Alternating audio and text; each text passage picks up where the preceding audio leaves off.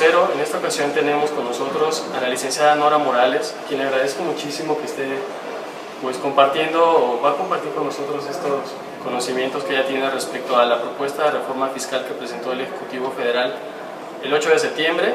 Voy a permitir leer brevemente su currículum para que todo nuestro auditorio la conozca y sepa precisamente pues que tenemos en este momento una persona muy distinguida y experta en el área fiscal.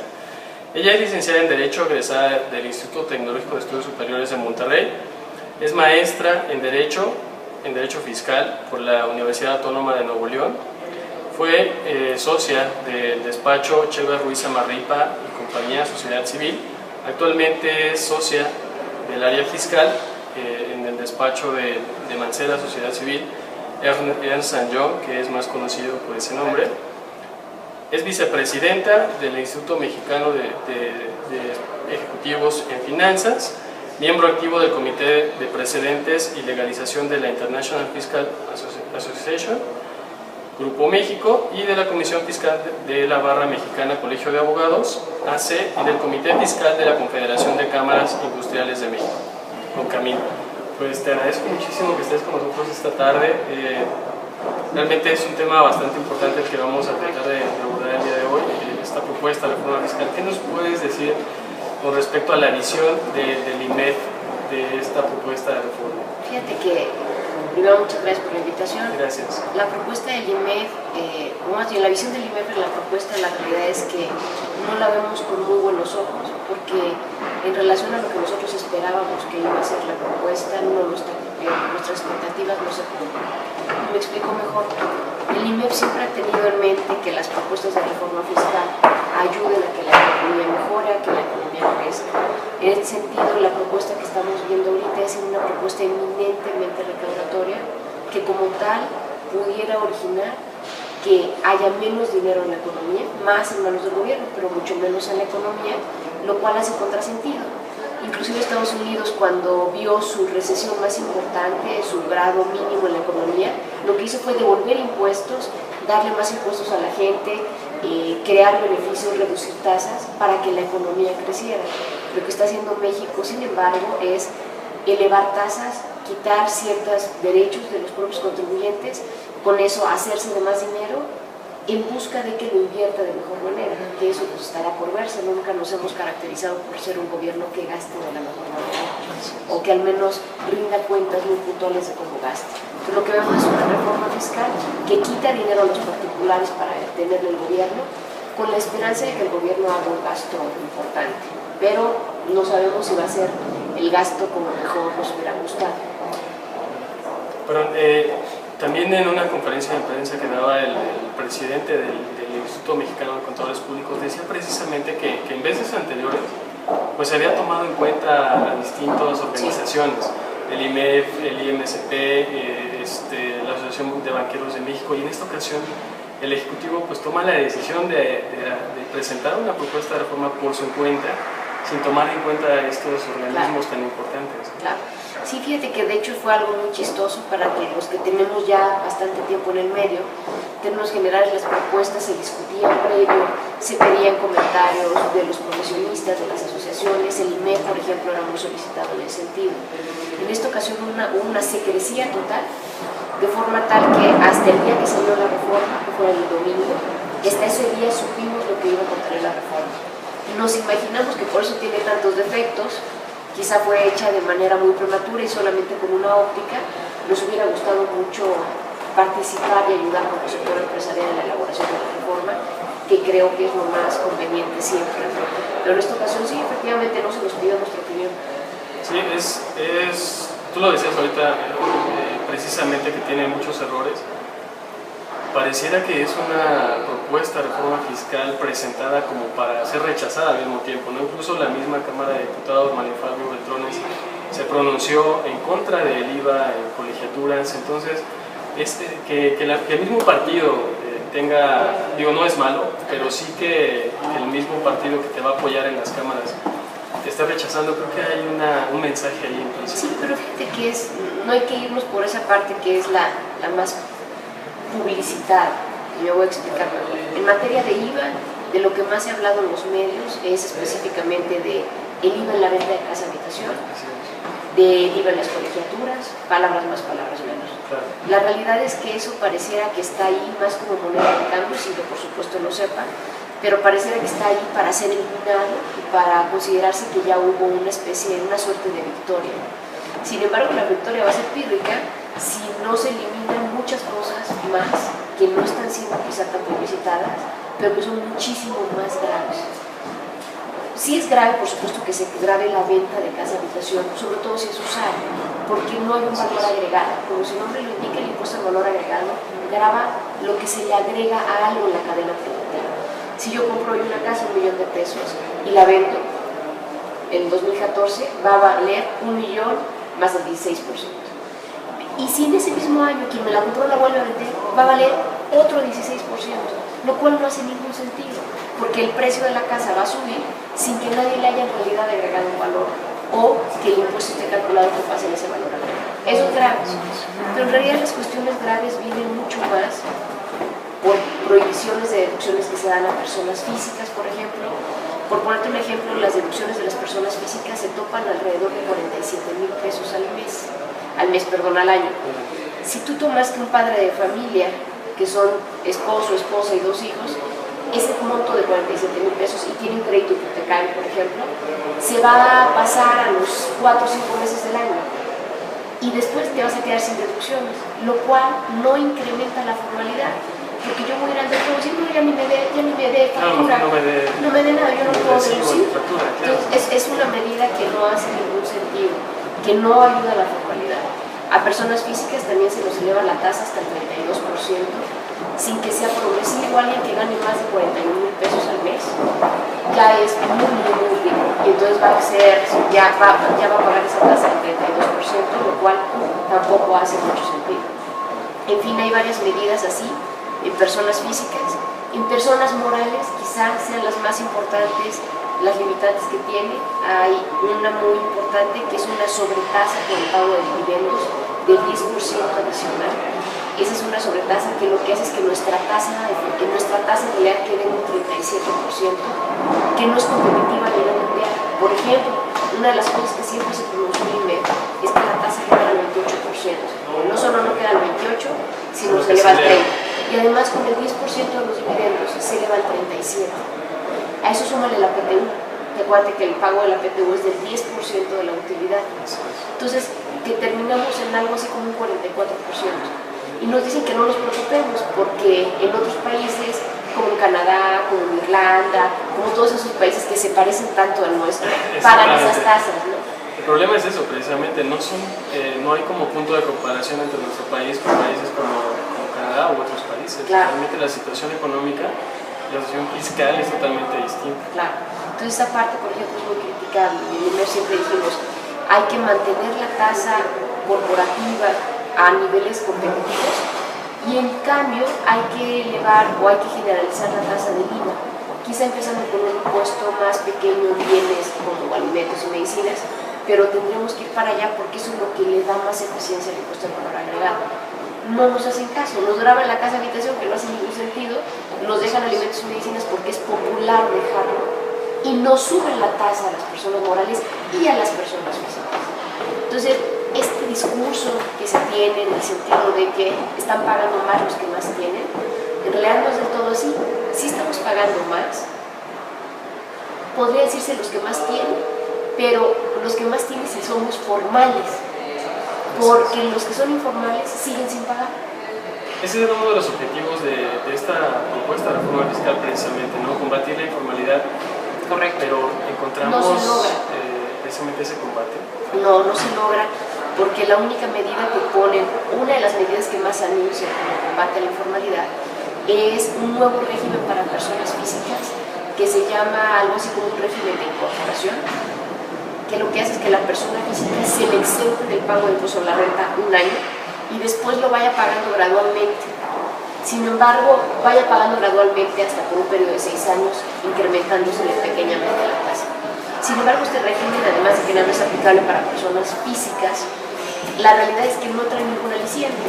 Si la persona física informal hoy no paga, ¿cuál es el aliciente a que le exentes un año? Y cuando tú le des los datos al SAT, el SAT ya los va a tener. Entonces en realidad no es un atractivo, no hay nada. Lo que se hubiera combatido mucho más la informalidad es una tasa generalizada del IVA donde todos los que consuman paguemos. Además el IVA está demostrado que ayuda más a los que más tienen, porque son los que más gastan. Lo que nosotros decimos es, hay que elevar la tasa del IVA y en todo caso hay que focalizar subsidios para las personas que más se ven impactados por esta medida, nada más a ellos. Entonces, esto es un contrasentido, ¿verdad? Claro, y también podemos ver, bueno, en este caso, decía Luis Videgaray, que todo el mundo estaba viendo como que la parte negativa de la propuesta y nadie estaba viendo, nadie hablaba de la eliminación del IETU y la eliminación del IVA. Mira, déjame contarte esa triste historia.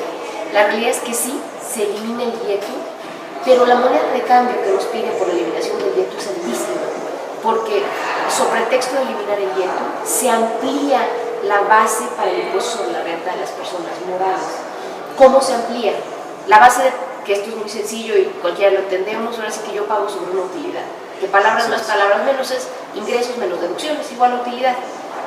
Lo que hace esta propuesta de reforma es que disminuye las deducciones para que mi utilidad sea más grande.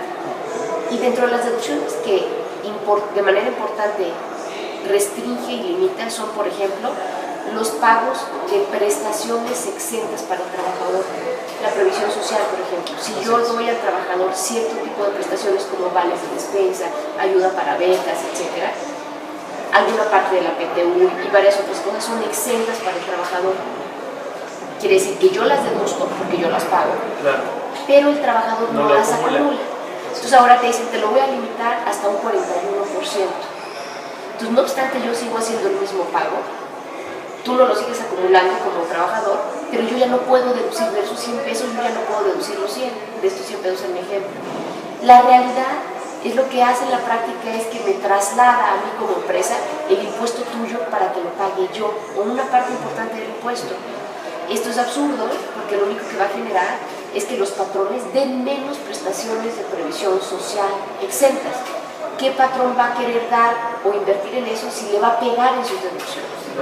Entonces, tampoco ayuda a la incorporación a la economía formal de los trabajadores, porque en el mismo sentido las empresas ya no van a querer incorporarlos porque les cuesta. Entonces, no hace mucho sentido por ejemplo, esa medida de deducción. O ahora te lo pueden ver reflejado incluso en el mismo salario del trabajador. A lo mejor pudiesen decirle, bueno, te lo voy a dar, pero también... En el salario del trabajador se va a ver reflejado en la práctica porque el patrón va a dar menos previsión exenta. Esta es una medida muy inteligente porque lo que hace es decir, no quiero que alguien deduzca y el otro no grabe, ¿no? Claro. Pero para no verme impopular y decir, voy a quitar la exención a la persona física, mejor se la grabo a la empresa. Eso va a propiciar que la empresa ya no haga esos gastos, sino que te haga pagos que sean 100% ingreso para ti y que todo esto lo pagues.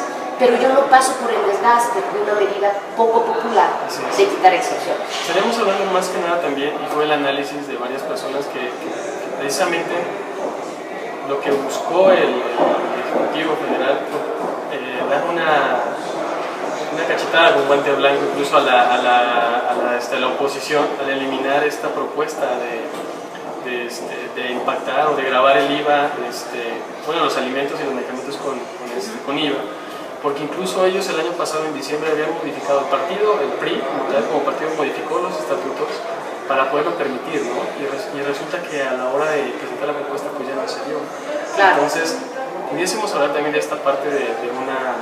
Pues mira, la realidad es que de cuestiones más políticas me declaro, más allá de la percepción que cualquier ciudadano puede tener, lo mío sería la parte técnica. Sin duda lo que se está buscando y cualquier persona lo vemos es tener el consenso del PRD, que era el que se había manifestado abiertamente en contra. Entonces, bueno, si yo al menos le doy esto al PRD, pues seguramente mi reforma va a pasar de la mejor manera. Sí, debe de ser algo así pensado y de otra forma no me lo explico. ¿Cuál es la propuesta que hace el IMEF ahorita ante todos estos puntos que hemos estado analizando? Y en el IMEF hemos estado trabajando desde 2010 con otras asociaciones profesionales, en un grupo de 6 asociaciones profesionales que les llamamos el grupo de los 6, que está integrada por el Colegio de Contadores Públicos, por el Instituto Mexicano de Contadores Públicos, por la Barra de Abogados, por la International Fiscal Association por nosotros como IMEF y por la Academia de Estudios Fiscales Mexicana. Nosotros desde 2010 hicimos una propuesta de reforma que fuera asectorial, que fuera 100% técnica. Un poquito lo que decíamos es siempre se nos reclama a la sociedad civil, que nos quejamos y nos quejamos pero no hacemos nada. Entonces nosotros hicimos un documento que es muy grueso, donde punto por punto los legisladores si quisieran podrían encontrar técnicamente qué es lo correcto y redactar. O sea, si lo quisieran... Nada más para que lo discutan y lo discutan en la práctica. Algunas cosas parecerán, es 100% sectorial. Entonces, por ejemplo, en la técnica, esta propuesta está proponiendo que el IVA sea generalizado. Eso a algunos sectores no les gustará, y si yo estuviera hablando en nombre de una cámara, tendría otra respuesta. Pero nuestra propuesta es 100% sectorial y 100% académica. Lo que hicimos desde 2010 entonces fue cabildear, déjenme llamarlo así. No encontramos mucho eco porque no eran los momentos políticos, y en esta ocasión no lo encontramos porque nadie nos abrió la puerta, porque todo fue con secreto. Todo fue mucha Ahora, gracia. a posteriori, hemos estado tratando de hablar con funcionarios de Hacienda, vamos a participar en unas rondas que va a venir de expertos en la Cámara de Diputados, y pues estamos haciendo, y haremos lo propio en la Cámara de Senadores, señalando técnicamente por qué partes de las propuestas de la reforma son incorrectas, están mal, no generan inversión, sino todo lo contrario. Sin embargo, no podemos soslayar que el Congreso es un animal político, por así decirlo. Quizá yo voy y los mareo con mucho tecnicismo y van a decir, bueno, sí, el IVA alimentos y medicinas, sí o no. Es decir, lo que quiero decir es, va a costarnos mucho más trabajo hacer este labor de cabildeo ante el Congreso que si lo hubiéramos podido hacer como siempre lo hemos hecho antes con las propias autoridades, porque pues ya está presentado, ¿no? Claro. Entonces no sabemos cómo nos vaya a ir, nosotros estaremos haciendo nuestra lucha. Hay muchas cosas en materia de delitos, por ejemplo, que luego eso no se habla, ¿no? En materia de delitos, nada más para ponerte un ejemplo, siempre cuando una persona moral se estima que una persona moral cometió un delito, siempre se tiene la duda de ¿y a quién persigo? ¿No? Sí, entonces, ¿al ahora, representante legal o a la persona moral? Entonces ahora, ¿pero a quién de la empresa? Entonces, ahora lo que se hace es decir, ciertas personas van a presumirse responsables de la comisión de delitos, que es el administrador único, el consejo de administración, pues hasta ahí. No forzosamente ellos participaron, ojo, en la comisión de delito, pues bueno, tienen un cierto grado de dirección en la empresa, ¿no? Pero además incluye a cualquier tipo de representante legal con poder para actos de administración o de dominio, que ese podemos ser todos, ¿eh? Un poder para actos de administración lo puede tener cualquier pelado, y él no tener nada que ver con la comisión de un delito. Entonces eso es muy grave. Por otra parte, se propone un delito para los asesores jurídicos o contables que propongan, ayuden, etcétera, a hacer actos ilícitos. Lo ilícito es una palabra muy grande, no forzosamente todo lo ilícito es delito, hay una gran diferencia. Entonces esta parte parece que tiene nombre y apellido para los abogados y contadores, cuando ellos jamás han participado, o algunos, en la comisión de un delito. En el peor de los casos, yo te puedo decir, oye, ¿por qué no vas y atropellas a esa muchacha que va caminando? Y me parece que es una buena idea. Pero dependerá de ti, de que la vayas y la atropelles. ¿No es? O sea, yo no participé en la comisión de la ley. Claro. Entonces, esta parte de responsabilizar a ciertos órganos de administración en delitos, e inclusive a ciertos asesores o personal interno por ser abogados o contadores, es gravísimo. Yo nunca lo había visto en ninguna otra legislación, y en este sentido, a mí me han preguntado en varias ocasiones cómo ver la reforma. Mi respuesta es una de las reformas más agresivas que yo he presenciado. Es decir, en el pasado hemos presenciado reformas que han sido fuertes contra los contribuyentes, integrales, extensas, que tienen cosas criticables o no técnicamente hablando, pero agresiva en el sentido de ampliar facultades de las autoridades, de decir también los delitos van contra estas personas que ni siquiera pudieron haber tenido nada que ver.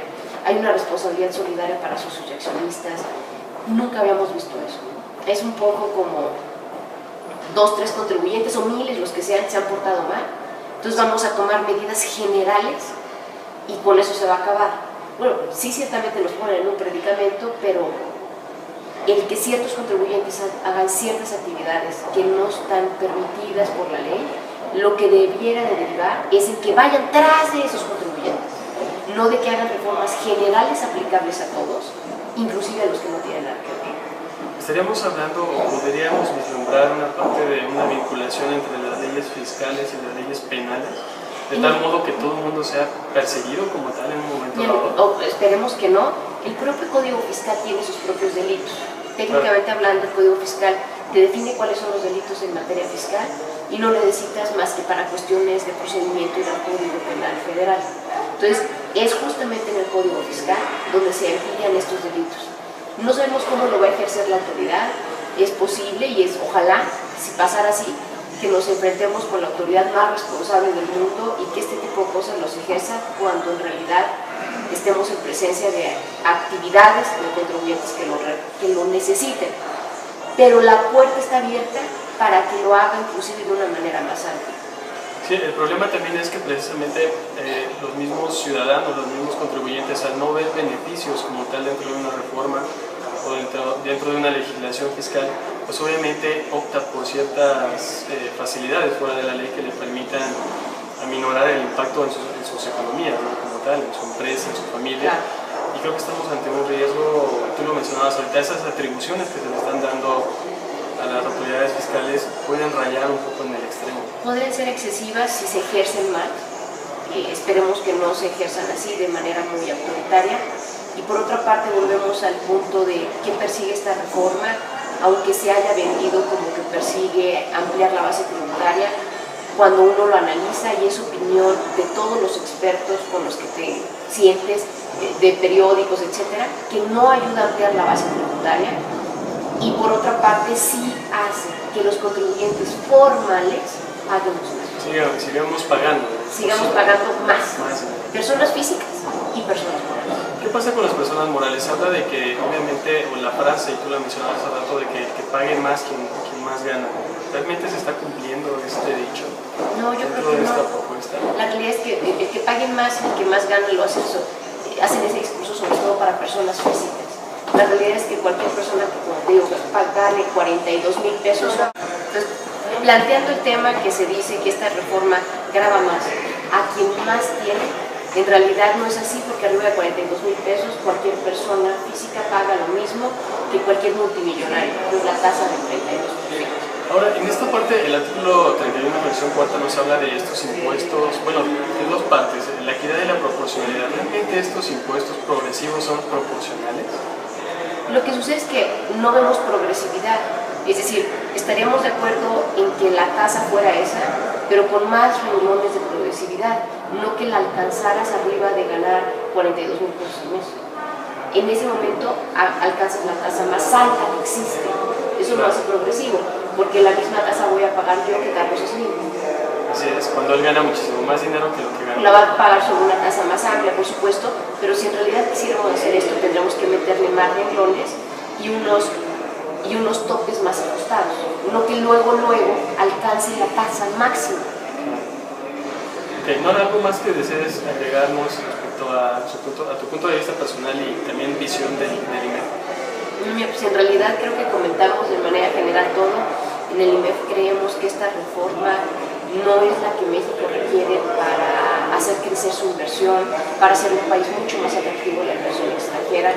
Está muy lejos de eso, de hecho pareciera que es lo que no busca, porque establece facultades desmedidas para las autoridades fiscales, eleva la tasa de forma tal que no es competitiva con otros países, limita deducciones para las empresas que están aquí establecidas, lo cual podría decirse a un extranjero, yo para qué pongo una empresa en México, si voy a poder reducir muy poquito, además la tasa es muy alta, además si contrato empleados me pasan un costo de las prestaciones que les dé, es decir, el país no luce más competitivo, sino todo lo contrario, porque inclusive hay inseguridades jurídicas que podrían decir a un inversionista extranjero, no, bueno, yo no quiero invertir en ese país. Claro, dice, no incentivar básicamente la inversión. Es correcto.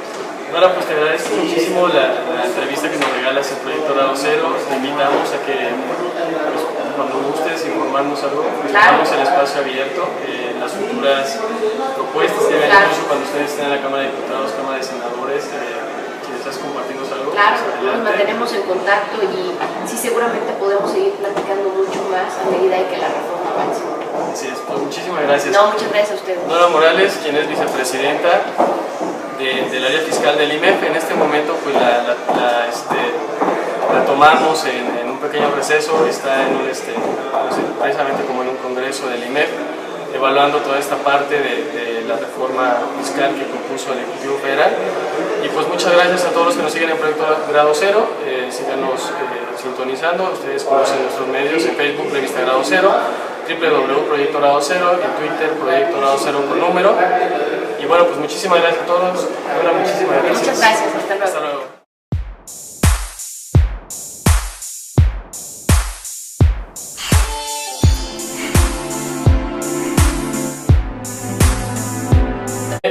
Socia del despacho Chever Ruiz Amarripa y compañía Sociedad Civil. Actualmente es socia del área fiscal en el despacho de Mancera Sociedad Civil, Ernst & Young, que es más conocido por ese nombre. Es vicepresidenta del Instituto Mexicano de Ejecutivos en Finanzas, miembro activo del Comité de Precedentes y Legalización de la International Fiscal Association, Grupo México, y de la Comisión Fiscal de la Barra Mexicana Colegio de Abogados, AC, y del Comité Fiscal de la Confederación de Cámaras Industriales de México, CONCAMIN. Pues te agradezco muchísimo que estés con nosotros.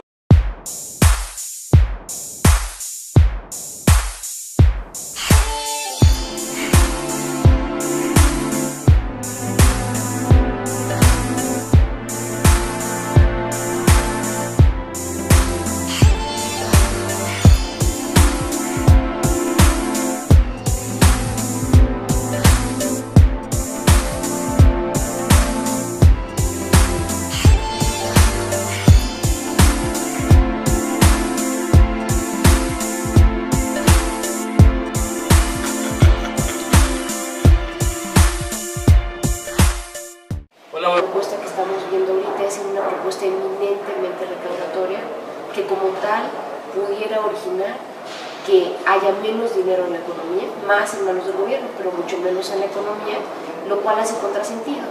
Inclusive Estados Unidos, cuando vio su recesión más importante, su grado mínimo en la economía, lo que hizo fue devolver impuestos, darle más impuestos a la gente, crear beneficios, reducir tasas para que la economía creciera. Lo que está haciendo México, sin embargo, es elevar tasas, quitar ciertos derechos de los propios contribuyentes, con eso hacerse de más dinero en busca de que lo invierta de mejor manera. De eso nos está. Esta tarde realmente es un tema bastante importante el que vamos a tratar de abordar el día de hoy, esta propuesta de reforma fiscal. ¿Qué nos puedes decir con respecto a la visión del IMEF de esta propuesta de reforma? Fíjate que, primero, muchas gracias por la invitación. Gracias. La propuesta del IMEF, más bien la visión del IMEF en la propuesta, la realidad es que no la vemos con muy buenos ojos, porque en relación a lo que nosotros esperábamos que iba a ser la propuesta, no lo está cumpliendo, nuestras expectativas no se cumplen. Me explico mejor. El IMEF siempre ha tenido en mente que las propuestas de reforma fiscal ayuden a que la economía mejore, a que la economía crezca. En este sentido, Muy buenas tardes a todos en Proyecto Grado Cero. En esta ocasión tenemos con nosotros a la licenciada Nora Morales, quien le agradezco muchísimo que esté pues compartiendo o va a compartir con nosotros estos conocimientos que ella tiene respecto a la propuesta de reforma fiscal que presentó el Ejecutivo Federal el 8 de septiembre. Voy a permitir leer brevemente su currículum para que todo nuestro auditorio la conozca y sepa precisamente pues que tenemos en este momento una persona muy distinguida y experta en el área fiscal. Ella es licenciada en Derecho, egresada del Instituto Tecnológico de Estudios Superiores de Monterrey, es maestra en Derecho Fiscal por la Universidad Autónoma de Nuevo León,